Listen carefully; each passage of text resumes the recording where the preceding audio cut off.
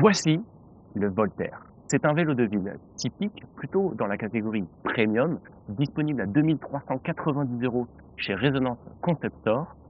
On va parler aujourd'hui de ses spécificités, de ses caractéristiques, puis je vais le rider pour vous donner mes impressions.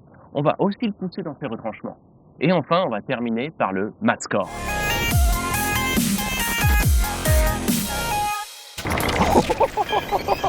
Ce vélo est conçu à Paris et assemblé en France. On est sur des tailles de roues standards pour un vélo de ville. Tout d'abord sur la roue, les pneus. On est sur des pneus Schwalbe avec bande anti-crevaison, parfait pour la ville. Et on a un super garde-boue. On connaît ce qui se passe avec le Super 113 Eric. Là, au moins, on a un garde-boue qui sert à quelque chose. Petite spécificité avec ce garde-boue, c'est qu'il a une LED à l'arrière qui s'intensifie quand on freine.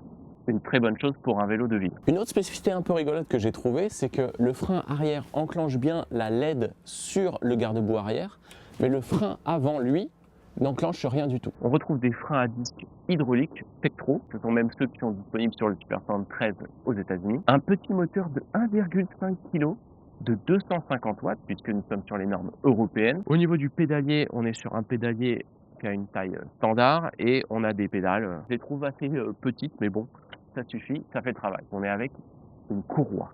Donc l'intérêt de la courroie, déjà, c'est une transmission qui est beaucoup plus souple, pas de problème de déraillement et surtout pas de graisse. Parfait pour la ville, par exemple quand on est en costume ou quand on est en jupe pour les femmes, on sait qu'on va pas se mettre de la graisse partout sur les jambes. Et puis avant de devoir changer sa courroie, il va se passer un certain moment. Par contre, ça veut dire qu'on est un peu comme sur le F1, avec un vélo qui a une seule vitesse.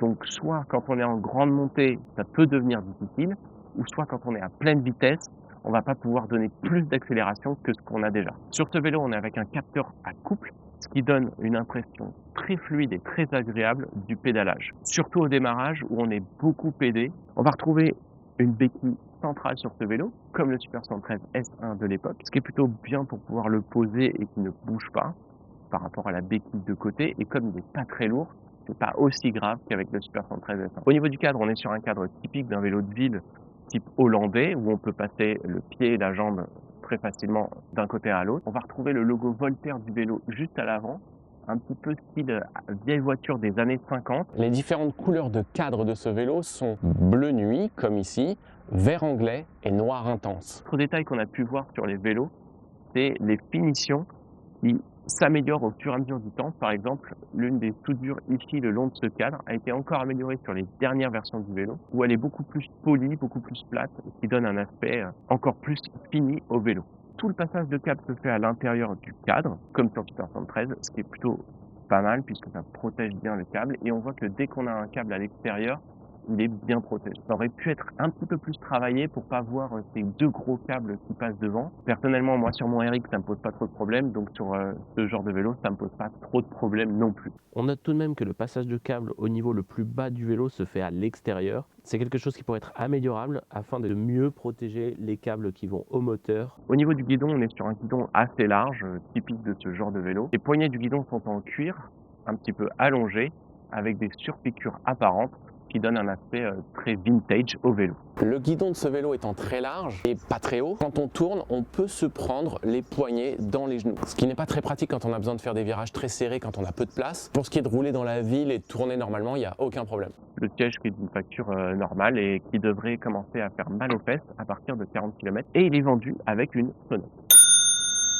Vous avez noté certainement sur le cadre cette grosse partie centrale, qui est beaucoup plus grosse que d'habitude sur ce genre de vélo. C'est tout simplement parce que la batterie est cachée dedans. Elle est sous le siège, on ouvre la selle comme ça, ce qui nous donne accès à la batterie. On tire et on peut prendre la batterie avec nous pour aller la charger. On se dit mais n'importe qui peut voler la batterie. Ils ont pensé aussi à ça. Quand on appuie sur le petit bouton en bas, on ne peut plus tirer la batterie car il y a une tige qui vient se bloquer dans la batterie, ce qui empêche de la tirer. Et avec la clé, on vient faire un quart de tour, on revient et le bouton est de nouveau sorti. Et on peut sortir la batterie. La batterie a une capacité de 360 Wh qui devrait normalement donner quelque chose d'environ 40 km d'autonomie sur ce genre de vélo. Après, on va tester ça jusqu'au bout pour voir la réalité des choses. Alors, ce vélo est un vélo démo, donc la batterie a quand même déjà beaucoup tourné, mais ça peut être intéressant de voir justement, après toute l'utilisation qu'a pu avoir ce vélo, comment la batterie tient. La batterie étant dans le cadre, c'est elle qui fait le minimum disponible pour la hauteur de la selle, ce qui fait que c'est plutôt des personnes entre 1,50 m et 1,80 m qui vont pouvoir utiliser ce vélo. Et donc, si on parle de l'électronique de ce vélo, tout est contrôlé sur ce petit afficheur ici, mais on ne peut rien faire sur le vélo sans l'application. Peut-être le gros point négatif de ce vélo, ce qui aurait pu être intéressant, c'est d'avoir quelques boutons, par exemple pour changer l'intensité du phare avant ou changer les modes de ce vélo. Le mode vif, avec toute la puissance moteur disponible, le mode éco, qui pourrait nous amener jusqu'à 70 km, on va tester. Et enfin, le mode méca, qui est l'utilisation du vélo comme un vélo sans assistance électrique. La partie électronique aussi qui est intéressante, c'est qu'elle déverrouille le vélo via un badge et que ce vélo possède une puce GPS qui permet de savoir où se situe le vélo et potentiellement de bloquer pour que toute la partie électronique ne soit plus jamais fonctionnelle. Donc si on se fait voler, au moins on peut se dire que le voleur ne pourra pas profiter du vélo, si ce n'est autrement qu'un vélo normal de ville. Deuxième sécurité disponible en standard sur ce vélo, c'est l'antivol pour l'arrêt boulangerie qu'il suffit d'enclencher pour bloquer la roue arrière. Alors c'est parfait pour un petit arrêt de quelques minutes et si on a toujours la possibilité de garder un œil sur son vélo, car c'est pas cet antivol qui va empêcher de prendre le vélo, de le mettre dans une camionnette et de partir avec, mais au moins une personne ne pourra pas s'asseoir sur le vélo et partir. Une petite particularité de ce vélo dont je me suis rendu compte, c'est que en fait si on veut le déplacer, il ne faut pas oublier de l'allumer. Parce que sinon dès qu'on le touche et qu'on veut le déplacer alors qu'il est éteint, il va biper comme pour alerter que quelqu'un est peut-être en train d'essayer de le voler. Donc si vous le déplacez même à la maison, n'oubliez pas de l'allumer, ça vous évitera quelques bips. Et ça vous évitera aussi pas mal de notifications sur l'application. Donc il ne nous reste plus qu'une chose à faire, allez l'essayer. Cette vidéo vous est proposée grâce au soutien de Résonance Concept Store qui me prête le vélo. Alors merci beaucoup à eux. Si vous avez envie de le tester, n'hésitez pas à aller dans leur boutique. Et si vous voulez découvrir tout leur catalogue, n'hésitez pas à aller sur resonance.store pour voir tout ce qu'ils proposent. Merci à toute l'équipe de Résonance Concept Store. Ça y est, je suis sur le Voltaire, je suis en train de le tester et on va aller sur du pavé, on va aller faire des côtes, on va aller jusqu'au bout de la batterie, on va voir combien de kilomètres on aura fait. On était à 91,7 km. Je suis agréablement surpris par la sensation de puissance qu'il a, mais pas de vitesse, hein, parce qu'à partir du moment où je suis à 25 km/h, j'ai beau mettre tout ce que je veux dans les jambes, il se passe plus rien, quoi. Et avec la courroie unique, c'est super compliqué. C'est-à-dire que là, j'ai l'impression de pédaler dans la semoule, quoi. Mais si on veut rouler tranquillement, faire ces petits kilomètres, aller de chez soi jusqu'au travail et qu'on est dans Paris, c'est parfait. Avec son moteur de 250 watts, il ne peut pas aller plus loin que les 25 km/h. Et le moteur est assez petit. Donc moi, ce qui m'inquiète, c'est en côte. Est-ce qu'il va vraiment pouvoir m'aider en côte ? A priori, pour l'instant, les petites montées que j'ai faites, oui. Ce qui est agréable aussi, c'est la position qu'on a sur le vélo. On est super droit, on se tient droit par rapport au Super 73 où on est un peu avachi. Là, on se tient droit, on est bien. Avec sa petite sonnette qui dure des heures. Elle dure des heures, cette sonnette. Premier obstacle. Ok. Un trottoir, un mini trottoir, très bien.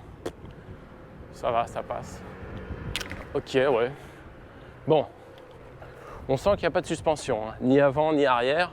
Ce qui est très drôle d'ailleurs, c'est qu'avec ce vélo, je suis dans ce style vestimentaire là, ça n'a rien à voir, mais rien à voir. Reprise là, reprise, ah j'aime beaucoup la reprise. La reprise est vraiment sympa. Pas trop de bruit, pas trop de trucs qui vibrent, on est plutôt sur un vélo qui est bien fait quand même. Ah, je suis dans une montée là, ça va, ça va. Le capteur à couple comprend que je suis dans une montée, je force un peu, mais sans que ça soit trop épuisant. Par contre, j'avance pas. Hein. Ça, j'avance pas. Prise de la rue Tourlac depuis son début. Putain. Ok. Ok, ça monte de ouf. Ce que tu vois là, sans la camionnette, ça aurait été mieux. Mais là, oh, et franchement, le moteur, il est de ouf. Hein. Il est de ouf le moteur. Attention sur la partie compliquée. Voilà, ça monte de ouf. Ça monte, mais le moteur il aide. Hein. Le moteur il aide. Hein. Ah ouais, le moteur il aide. Ah ouais. Et franchement, le moteur, il tient largement la route. Je ne m'attendais pas du tout à ça, vu la taille du moteur. Et ça monte là-bas. Ça va être intéressant. Puis la maniabilité, parce que ça, c'est un autre truc sur ce vélo. Quand tu tournes, c'est limite, j'ai les genoux qui tapent le guidon, quoi. C'est ça qui est pas ouf. Bon, on va faire une montée. C'est parti. Oh, mais je suis choqué. Le moteur, il est trop bien. Tu sais, ça, c'est les petites routes de Montmartre. Tu te dis, t'as les pavés. Mais si tu pouvais avoir le moteur qui t'aide au moins. Et ben là, t'as le moteur qui t'aide.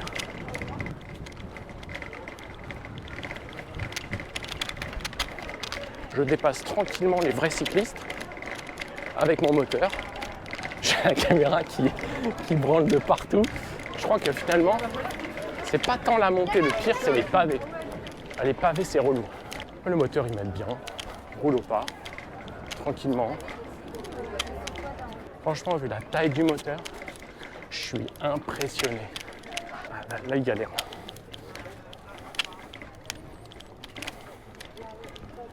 Là, il veut plus, là.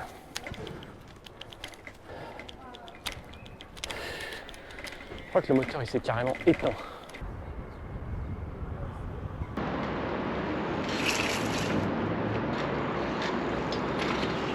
Les freins marchent très bien. Ah.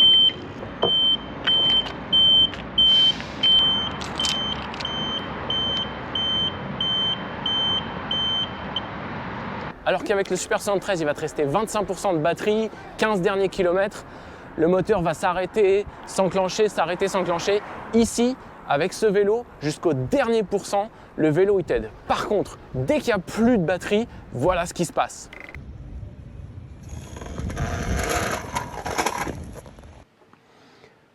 Je me rends compte au montage que j'ai pas expliqué qu'une fois que j'avais chargé toute la batterie, tout est revenu dans l'ordre. C'est reparti pour la vidéo.